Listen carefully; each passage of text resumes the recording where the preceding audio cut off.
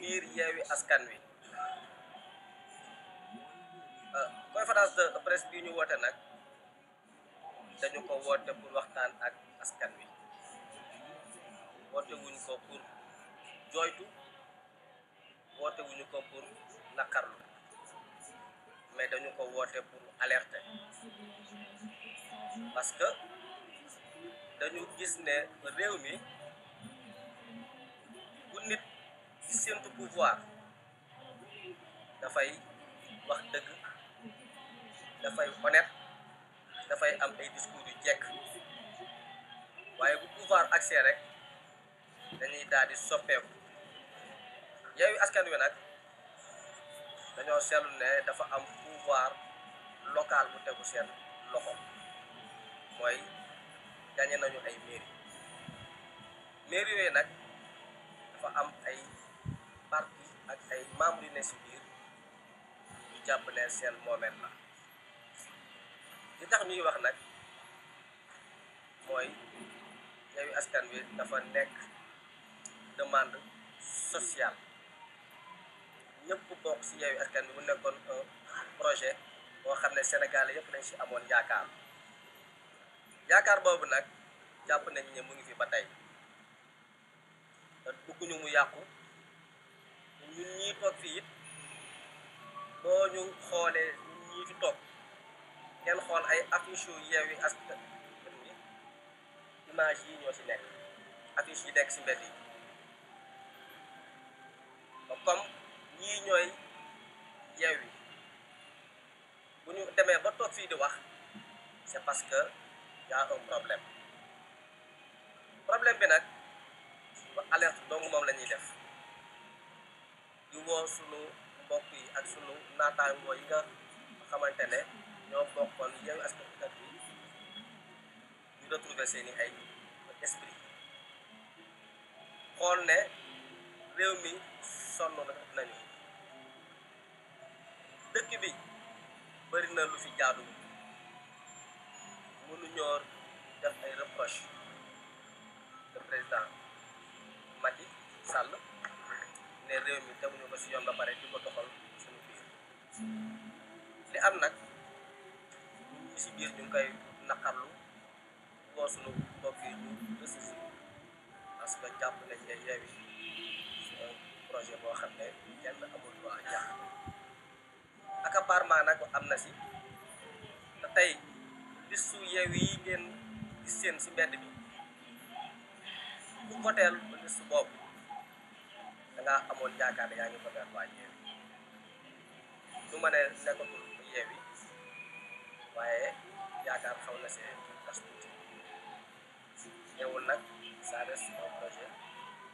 Yewwi Askan Wi ak yëpp ñu amoon li ñu bëgg Yewwi dafay continuer di dox ba 2024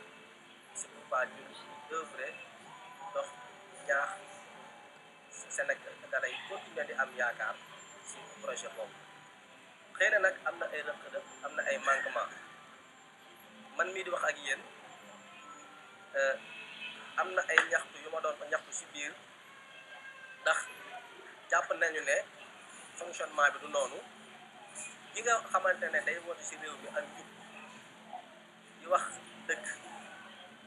buggul du ko wax dëgg man nag li ma wax ci biir du ma ko wax ci biti mais bu dee da ngay wax ci biir ñu lay bloqué doo am foo waxee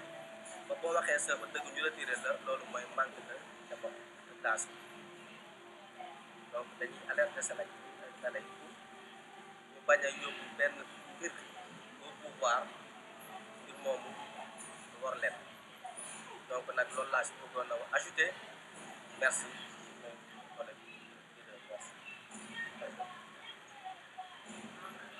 Aïda. Ouais, on y viendra. On y viendra. Je vous comprends très bien, on y viendra. Vous inquiétez pas, on y viendra. Donc, Aïda. On y viendra.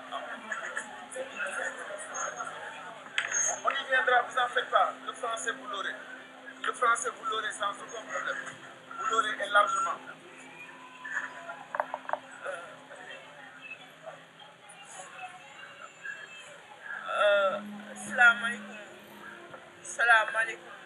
journaliste yi waaw suñu dégloo rek ñu ne salaamaaleykum mbokku journaliste yi je pense que suñu camarades yi nga xam ne ils nous ont précédés ils ont un peu donné l'essence mais je précise que ce point de presse n'est pas un point de presse pour s'en prendre à un leader ou à un autre. C'est un point de presse pour rappeler les principes qui nous ont unis et c'est pour ces mêmes principes-là que nous nous battons. Dans la réalité, le mot Yewwi, c'est de détacher les gens des chaînes qui les ont enchaînés et de faire en sorte que la vision que nous avons en parler aux Sénégalais. Nous ne pouvons pas dire dañu Yewwi Sénégalais yi ba pare di yeew ñi nga xam ne ñoo nekk dans la coalition. Et je pense que dans ce sens, il y a des choses que nous devons dénoncer. Aujourd'hui, ce qui a motivé encore une fois la conférence, ce qui a motivé encore une fois ce point de presse, c'est de dire à la population sénégalaise que député ou pas, les principes restent non négociables. Que député ou pas, il y a des principes de concertation, de coélaboration, de co-construction qui ont été à la base de la mise sur place de la coalition Yewwi Askan Wi. Et l'un des principes qui avait été émis, moi, dañu ne amul sama parti dañu ne basons-nous sur des profils. Et quand on a dit basons-nous sur des profils, ils ont demandé à tous les candidats de donner un profil, de donner leur parcours politique et de dire le pourquoi au niveau de l'Assemblée, ils vont dignement représenter le peuple. Et je me rappelle un jour, au niveau de la Commission nationale d'investiture, une question a été posée et une suggestion même faite en disant que pour régler le problème des candidats dans la coalition Yewwi, il fallait faire le partage par les partis politiques. Et un éminent leader a donné la réponse en disant faire du partage en termes de parti, ce serait trahir l'esprit même du Yewwi et ce serait trahir la population sénégalaise. Et nous nous sommes réveillés un bon jour, nous avons vu que le principe même fondamental de qualité, le principe même de dire que la prochaine législature sera une législature de qualité a été biaisé et elle a été trahi.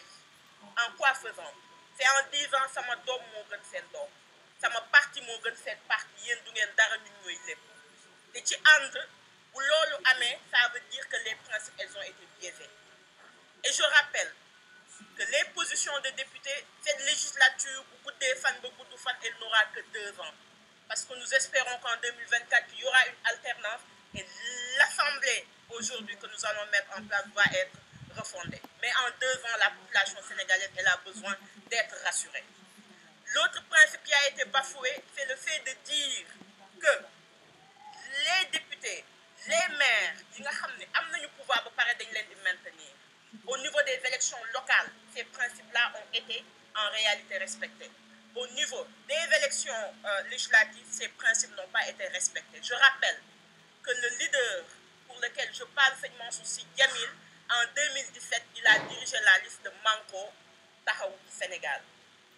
Il est clair que le Manko n'est pas le Yewwi, mais il est aussi clair qu'en 5 ans, il ne peut pas li mu doon représenter mu dañ. Et nous avons des informations même qui disent que un des leurs l'avait même mis à une position inférieure ak fi mu nekk, ce qui est un signe de respect. Parce que kilifa tamit boo koy teg fenn fi di nga ko woo nga ni ko fii la ñu xalaat ni fa nga war a nekk mu ne la bëgg naa wala bañ naa. Beneen bi, nous avons vu que nous dans notre parti et dans d'autres partis, mais je peux prendre un exemple parce que parler de soi c'est difficile, mais l'exemple peut nous aider à étayer. Que dañu ne woon à Kédougou et ils ont mis des leaders yoo xam ne ku ci nekk sa base yow lañ fay chacun d'entre eux, c'est dans les localités où nous pensons qu'ils sont les plus forts foofu lañ leen di en réalité investir. Et ku ñëw Pikine, ku jaar Yeumbeul, ku jaar dans la banlieue sénégalaise xam ni le parti Bës Ñakk a une base réelle. Et le candidat qui était notre candidat pour le département de Pikine, qui lorsqu'on a reçu, il a candidaté pour être un élu au niveau du département de Pikine, il n'a pas été pris et on nous n'a pas donné d'explication. En résumé, au-delà des divergences que les gens pensent, parce qu'il n'y a véritablement pas de divergence, il y a une incompréhension et je pense que les leaders qui sont ici et qui sont membres de la conférence des leaders ont à multiples reprises demandé à ce qu'il y ait une réunion, à ce que les gens expliquent. Et je pense que dans le texte que moi-même j'ai mis sur mon Facebook, j'ai dit que le jeu ne peut jamais prendre le dessus sur le nous, mais un nous doit être co-construit, un nous doit être collaboré et un nous doit être fait de manière collégiale pour que les gens qui s'y trouvent s'y retrouvent. Et de cette manière, nous disons que nous ne comprenons pas. Et de cette manière, nous disons que le mépris dont les membres de Yewwi sont victimes, nous ne le comprenons pas, nous ne l'acceptons pas et nous le dénonçons. Et je termine par un camarade, Cheikh Tidiane Dièye, qui hier a fait une lettre qui, je pense, résume en réalité tout ce qui s'est passé dans le cadre de Yewwi. Parce qu'il faut le dire, soit nous voulons une assemblée de rupture, soit nous voulons une assemblée qui répondra aux attentes des Sénégalais, soit nous voulons une assemblée de Pacho. Et quand ça deviendra une assemblée de Pacho, je pense que l'esprit de Yewwi même est trahi. Mais nous croyons à ce projet. Nous croyons que le Yewwi, si tous se considèrent d'égale dignité, si les choses se discutent, s'il y a une réflexion collégiale, s'il y a une réflexion où les choses se feront. Mais dès l'ensemble où on pense que Nit Ki Moy Yekini, les autres c'est des Yaoudial, cette coalition n'aura pas de l'avenir, parce que quand il s'est agi pour les locales et qu'il n'y avait pas de résultat, on n'avait pas considéré ces leaders et ces partis comme des Yaoudial. Et je pense que des partis qui sont allés à des élections, qui ont eu des résultats qu'ils ont posés sur la table, c'est parce que dans le France, mais le terrain nous donnera raison. En gros, il n'y a pas de frustration, il y a une incompréhension. En gros, il n'y a pas de dire qu'on veut un poste de député, mais en gros, nous réclamons un respect. Nous ne le réclamons même pas, nous exigeons le respect qui nous est dû parce que nous avons construit ce Yewwi. Parce que quand il s'est agi de se donner à 100%, les gens l'ont fait. Et je pense que nous ne nous abaisserons pas à tenir un discours de bas étage, de dire pourquoi lui et pas moi. Mais de dire que si vous le choisissez lui, donnez-nous les raisons qui pourront nous convaincre à penser et à considérer que celui-là c'est la bonne personne ou elle qu'il fallait choisir, et de ce fait, il n'y aurait pas en réalité de divergence. Et il y a un respect mutuel, ça je tiens à le redire, envers ces leaders. Parce que s'il n'y avait pas de respect mutuel, en réalité, le Yewwi ne serait pas le Yewwi et nous n'aurions pas eu les résultats qu'on avait. Mangi Djegolou, et c'était les mots que je voulais partager. Aïda Niang, responsable de Souniac.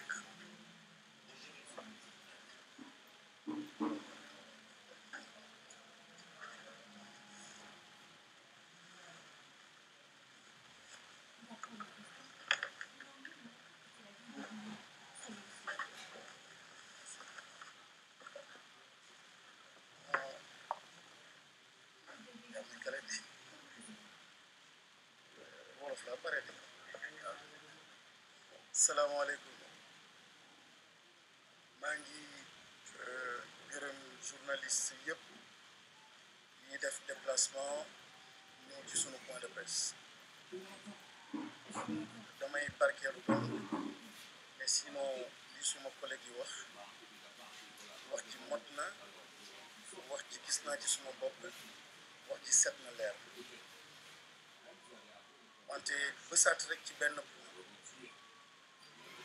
ku nekk li la tax a dugg ci politique yaa ko xam wante dama jàpp ni fi ne nii dañu jàpp ni denrée bi gën a raa bi gën a ndóol bi doomu aadama yi gën a soxla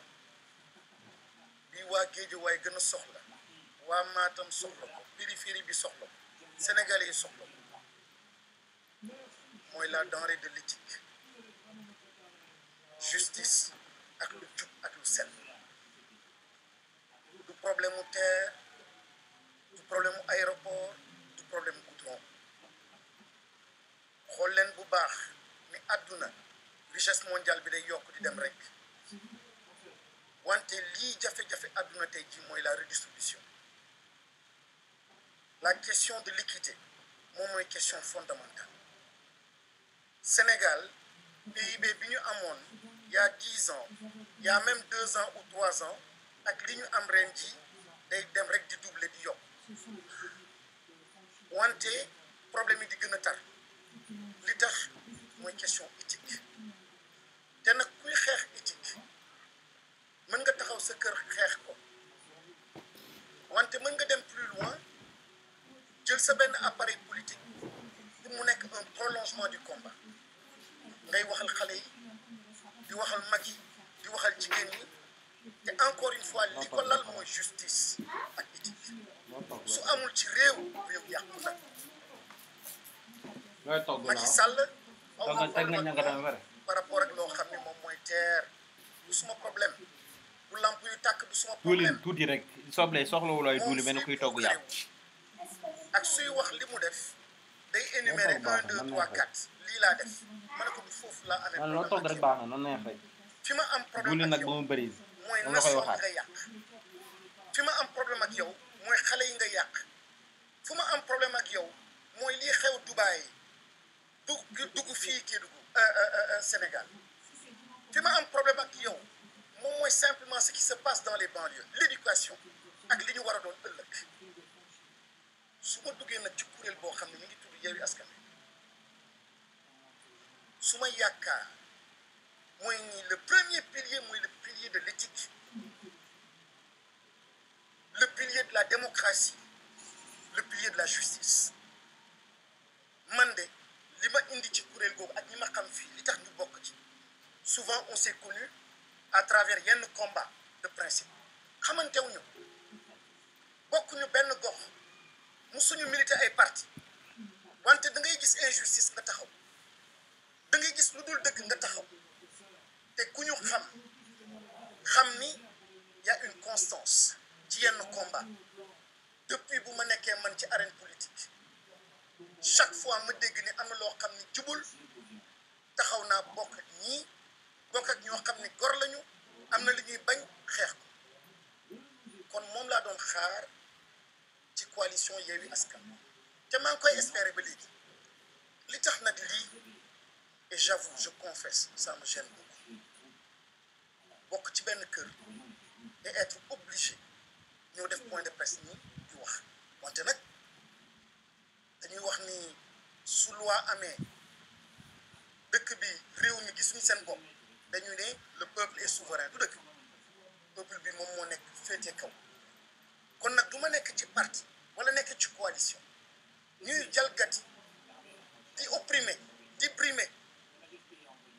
di jalgati charte bi accord yi ma taxaw damay féetale côté peuple bi am nag un devoir de rendre compte surtout que ci biir coalition bi mayuñu ma ko ci biir coalition bi ça fait 5 jours une semaine ñoo ngi laajte ay liste c'est un minimum c'est gênant pour ces militants gênant pour les Sénégalais ñu ne la ci département bi lan ngeen def mënoo tontu c'est un manque de respect metti na lool liste nationale xamoo négociation yi xamoo danga ciy bokk jékki-jékki ñu génnee la ci Aïda wax na ko sànq du frustration mais tey jii nag jël les Sénégalais à témoin wax tamit ak sunu collègues yi nekk ci conférence des leaders nañu ressaisir jox coalition bi li mu moom jox Sénégalais yi lu ñu moom Sénégalais yi dañu wóolu te damay dégg ñenn ñoo xam ne dañu cuune dina ay petit parti ay des identités et cetera je dis dañu xamul lu àdduna tëddee ak dañu xamul lan mooy qualité réew mi ak àdduna fi mu toll nii xam-xam moo ko yor réew mi ak àdduna fi mu toll nii ku am problème mu éthique ay valeur ko yor da ngay dem uti ay nit yoo xam ni xëy na ñu ngi toog seen gox ñoom rek mosuñu def politique nga jël leen ne dam la soxla nga def ko député nga def ko leneen nga boole ko ci gestion état bi ak gestion donc des affaires de la cité donc tey jii moment bi ñu doon former suñu coalition kenn ku nekk ci ñun xamoon nañ la li nga doon li ngay peser luy sa valeur ni la Sénégalais gisee ñu leen ci dañ ko soxla waxtaan ak yow boole la ci premier dara xanaa nga tàllam nous sommes d'égale dignité kon quand on met en avant yenn quantité ak du populisme bokkuñu ci dañu jàpp ni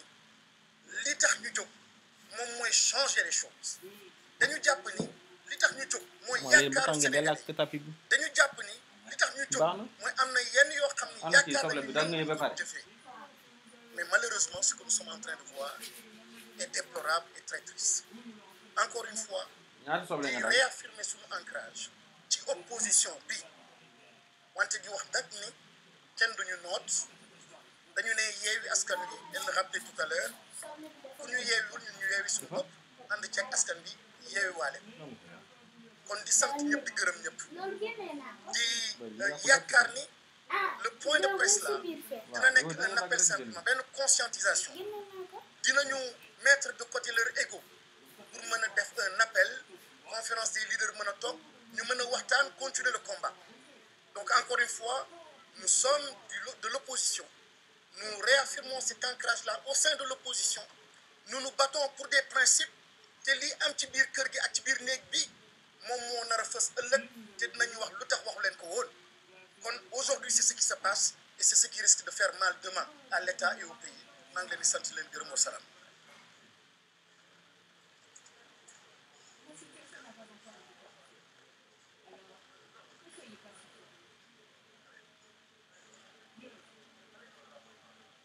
Ce qui semble manquer au pays et ce qui semble être dit et être entendu aussi, les cris de cœur des populations depuis fort longtemps, en tout cas depuis quelques années, c'est ce manque d'éthique, ce manque de justice sociale. Pas d'équité territoriale, pas de justice sociale, pas de justice même, je dirais. Et pour toutes ces raisons, les populations sénégalaises ont fortement accompagné et appuyé l'initiative de la coalition Yewwi Askan Wi. Il y a eu de l'espoir. Et contre toute attente peut-être, nous avons vu les résultats à l'issue des élections locales. Toutes les grandes villes, dans toutes les grandes régions, ont été remportées par cette coalition qui permettait de faire espérer, de faire rêver. Il y avait un projet. Pas seulement un projet économique, mais un projet de refondation, un projet de régulation sociale, un projet dans lequel on repense l'État, on repense la politique,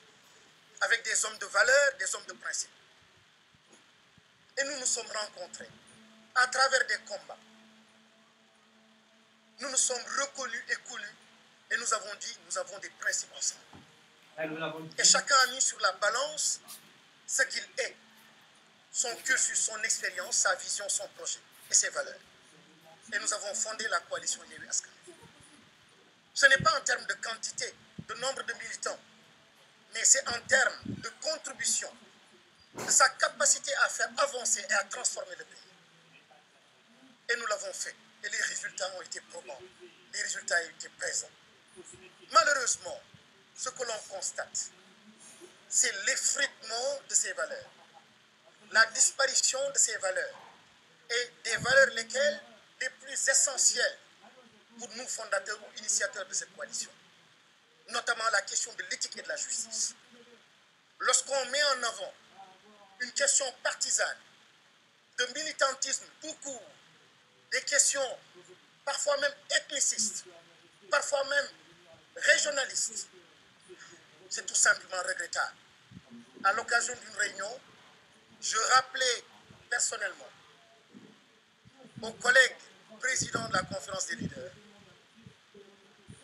qu'une liste nationale doit refléter aussi la nation. Une territorialisation des candidats.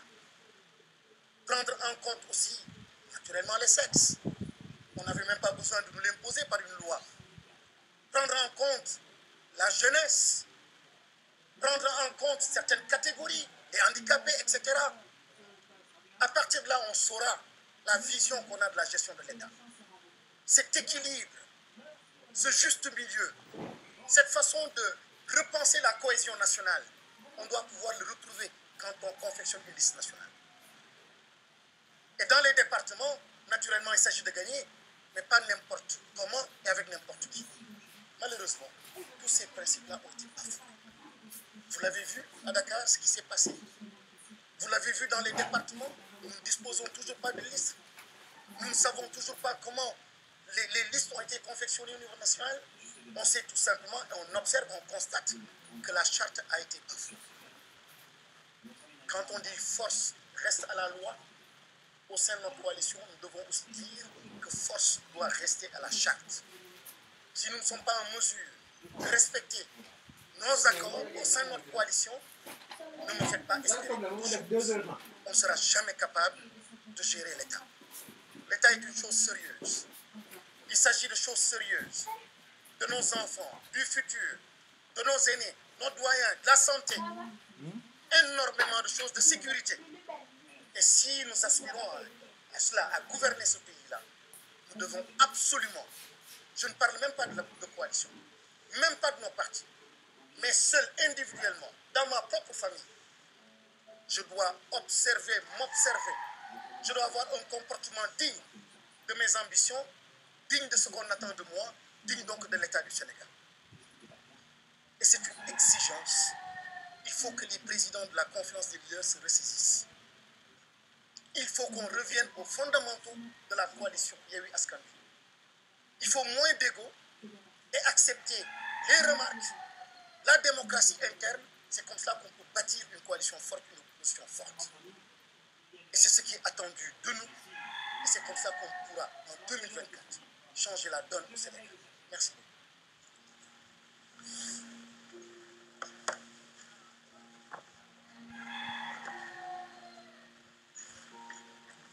Donc, merci bien, mes amis de la presse. Voici donc que nous arrivons presque au terme de notre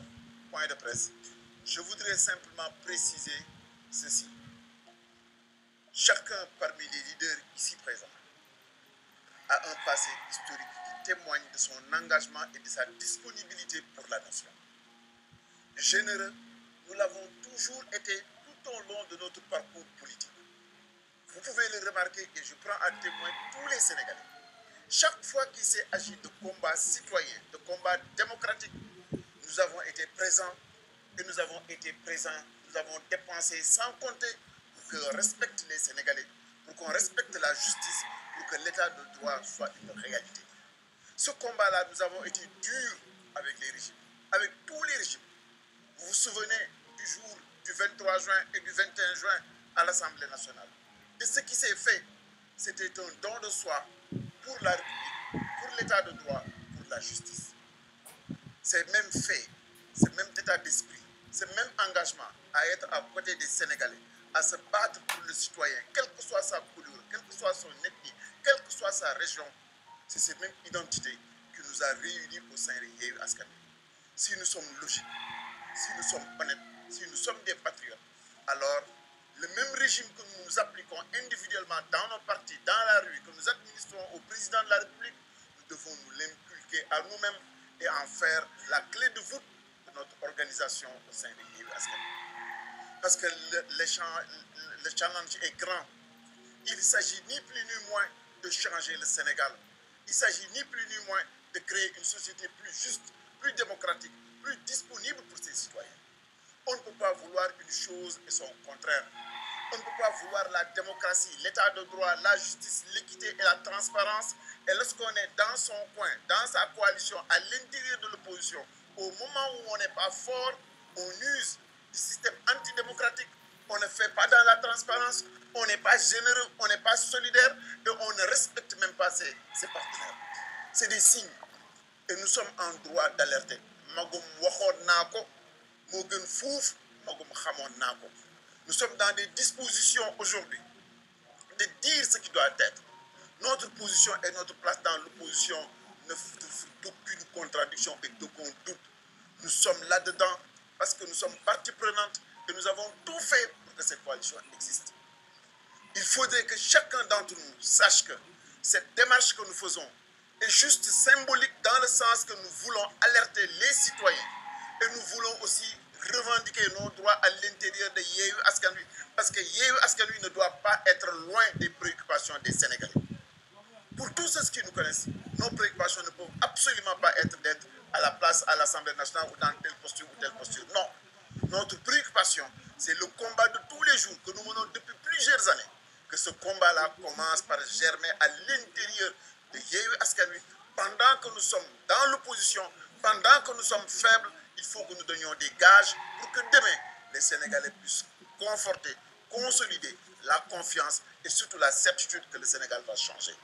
lii mooy ñu boole tey jii ànd gii ñu ànd nii ndax ñi fi nekk ñëpp ñoo mag poste ñi fi nekk ñëpp ñoo mag ay cër parce que li tax sénégalais yi xàmmee leen du ngeen fi gis kenn koo xamee ni sénégalais yi dañ ko ràññee ndax ministre la déedéet dañ ñoo ràññee ñun sénégalais yi dañ ñu ràññee parce que suñu jikko dañ ñu ràññee par suñu constance dañ ñu ràññee par suñu bëgg dëgg dañ ñu ràññee parce que suñu teewaay ci kanamu askan wi te depuis ay at a ngi lu ëpp ñaar fukki at yoo xamee ne amul benn combat boo xamee ni xew na ci réew mi boo xamee ni manqué na fépp foo xamee ni war nañu taxaw ci kanamu askan wi def nañ ko nekkoon ci Macky Sall la gënoon a yomb fuuf foofu la gënoon a nooy fuuf waaye bañ fa gisee la nga xamee ne teguwul ci yoon du démocratie du dëgg dañ leen fa teg na yekk bu naqari dem taxaw fa ñu war a taxawee mënuñoo mer administrer lu mel noonu Macky Sall ñëw dugg ci biir opposition bi bëgg a soppeeku li ñu bëggal ñun suñu bopp mooy lu waay di wax di wuyoo da nga koy nuru li ñu bëggal suñu bopp mooy li ñuy yéene Sénégalais yi en termes de démocratie yéene leen que ni bu ñu ñëwee ñëpp dinañ yàpp yéene leen que ni bu ñu ñëwee kenn du yóbbu nit justice parce que da nga ko bañ wala da nga ko bëgg a noot kenn dootul toroxal kenn lépp ci yoon lañ koy teg loolu la ñu bëgg a appliquer suñu bopp ci biir Yewwi Askan Wi te loolu war naa dal xelu sénégalais bu nekk nag lii daf leen war a conforter ni yéene ju ñu am pour Sénégal soppiku lu wér la lii daf leen war a conforter ni bëgg-bëgg bi ñu am pour que benn yoon alternance bii ñëw ñu bañ ko dévoyer lu wér la ndax xumtoowuñu nëbbatuwuñu lépp lu ñu leen wax ci kanamu caméra yii wax nañ ko ca biir Yewwi Askan bi ñu demee ba nga xamee nag bunt yëpp tëj nañ ko nangootuñu wax def lenn loo xamee ne nanguñu ko teg ci kanamu askan wi sañ buñ ko mënulee jot sañ nañu wax ba sénégalais yëpp dégg lan moo ci xew tey jii nag bu ko sénégalais yi déggee bu ñu ubbee ñu dugg bu ñu wootee ñu toog ñu wax li ñu war a wax defar li ñu war a def soppi jikko yi parce que ay sénégalais lañu duñu yàlla duñu yonent bi ay politiciens lañu duñu ay jinne te koo fi bàyyeel boppam mu defee nu ko neexee te réew mi waratuñu accepter benn yoon nit mën a taxaw fenn di def lu ko neex ba pare bëgg a ëlëm nit ñi ci ni dañoo mer déedéet dañu leen joxul déedéet dañoo gisul seen bopp demewul noonu am na lu gën a rëy lu ñu teg suñu bët mooy Sénégal ak sénégalais yi coono sénégalais yi ak jafe-jafe yi ñuy dund moom la ñuy xool moom la ñuy gis moom la ñu bëgg ku ci indi ay solution ci loolu la ñu engagé wu ba tax ñu sos Yewwi Askan Wi mënuñoo accepté nag Yewwi Askan Wi dem ba sa yàgg saar bàyyi loolu ko taxoon a jóg yëpp dugg ci loo xamee ni moom lañ doon sikk démb ak bërki démb ci Macky Sall ak jamono ya nga xamee ne nguur ya jiitu woon Macky Sall nekkoon fi lii mooy li waral daje bii kon ñu ngi leen di gërëm yéen ñëpp di leen sant yéen ñëpp te di kontaan ci seen tax